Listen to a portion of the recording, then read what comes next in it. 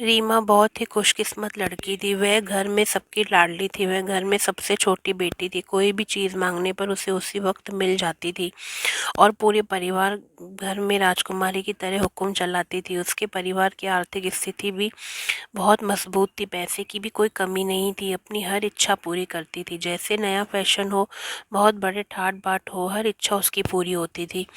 रीमा के दो बड़े भाई भी थे जो उसे बहुत प्यार करते थे, क्योंकि सबसे छोटी बहन भी वह घर में थी। मम्मी पापा भाभी सबकी लाडली थी। घर में कभी भी उसे कोई कुछ नहीं कहता था तो वह मनमानी भी करती थी। एक दिन उसके लिए एक रिश्ता आया। वह भी अच्छे खानदानी लोग थे। लड़का भी अच्छा था। लड़के का नाम अमन था। अमन बहुत ही समझदार व्यक्ति था। अमन ने रीमा को देखकर शादी के लिए हाँ कर दी। उसके ससुराल वाले भी बहुत अच्छे थे। रीमा की शादी हो गई। ससुराल में भी उसकी चलने लगी। कोई भी रीमा की सलाह लिए बगैर कोई काम नहीं करता था। वह सबकी लाडली बहू हो गई थी। कुछ टाइम बीता। रीमा ने एक बेटी को जन्म दिया। ससुराल वाले भी फूले नहीं समा रहे थे। रीमा हमेशा सोचती थी कि उसकी किस्मत कितनी अच्छी है। उसे हमेशा मायके में भी प्यार मिला था और उसे ससुराल में भी प्यार मिल रहा है। मैं सोच वह सोचती थी, चाहे कैसा भी समय आएगा, पूरा परिवार मेरे साथ है। मैं कभी अकेली नहीं हो सकती। मैं बहुत खुशनसीब हूँ। पर शायद रीमा को अपनी ही नज़र लग गई थी।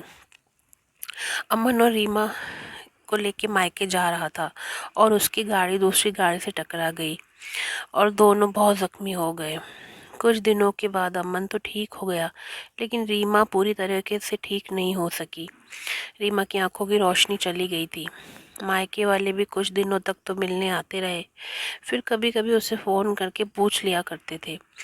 ससुराल वालों की भी सहानुभूति कम होने लगी। वह किसी को अपने पास बैठने के लिए बोलती थी तो जवाब में बोलते थे कि बहुत काम है, अब तो तुम भी हाथ नहीं बटा सकती हो। अमन भी बहुत चिड़चिड़ा होने लगा। बस उसकी बेटी थी जो उसके साथ हंसती खेलती थी और वक्त बिताती थी, लेकिन बेटी की भी ठीक से देखभाल न होने की वजह से ससुराल वालों ने उसकी बेटी को अलग रखना ज़रूरी समझा कि बच्चे को कोई नुकसान न हो। रीमा बहुत अंदर से टूट चुकी थी। एक दिन उसने मायके जाने की ज़िद करी तो अमन उसे मायके छोड़ आया, लेकिन उसकी बेटी को उसके साथ नहीं भेजा। रीमा ने सोचा, थोड़े दिन मायके में रहूँगी तो हवा पानी बदल जाएगा। कहीं बाहर भी नहीं गई थी। मैं सोच ही रही थी, मैं मायके जाऊँगी तो सब मुझे देखकर बहुत खुश होंगे। जब वह अपने मायके पहुँची, मम्मी पापा भाई भाभी उससे दिल खोलकर बातें की। कुछ दिनों के बाद मायके वाले भी उससे पूछने लगे, अमन कब आ रहा है तुम्हें लेने। वह लोग भी उससे थक चुके थे। वह बहाना बना देती थी, जबकि वह जानती थी कि शायद उसे ससुराल से कोई लेने ना आए। एक दिन उसके हाथ से कीमती वस्तु टूटकर गिर गई। छोटी भाभी ने बहुत घर में हंगामा मचा दिया। रीमा के माता पिता भी रोज़ के झगड़ों से परेशान हो गए थे और उन्होंने अमन को फ़ोन करके रीमा को घर लेके जाने के लिए कहा। रीमा को अपने परिवार वालों से ये उम्मीद नहीं थी। रीमा उनके लिए भी बोझ बन गई थी। फिर अमन उसे लेने आ गया और ये खुशी भी कुछ पल की थी।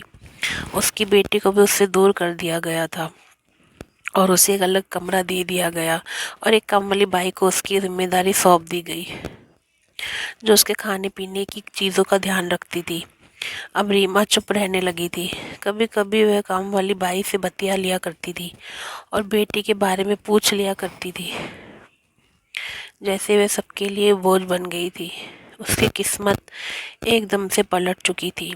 उसने कभी ज़िंदगी में भी नहीं सोचा था कि उस अपने परिवार वाले ही उसके साथ ऐसा व्यवहार करेंगे। दोस्तों प्लीज़ मेरे चैनल को सब्सक्राइब करिएगा। धन्यवाद।